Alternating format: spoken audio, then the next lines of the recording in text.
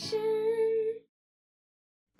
Hello everyone and welcome back to Square One Kitchen. Today we are making Caesar salad dressing.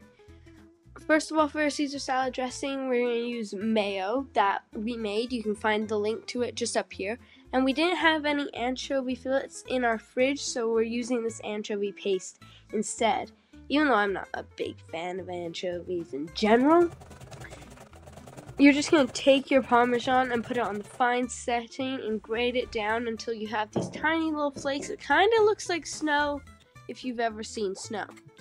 You're going to put the mayo in a jar, or just combine everything really in a jar that is slightly bigger than your immersion blender so that you can blend it.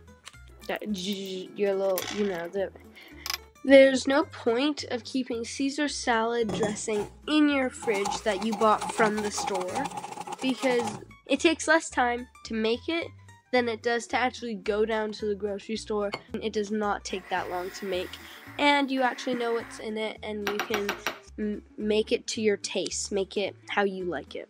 Bon appetit. Please like and subscribe. Thank you, and also share with friends if they're interested.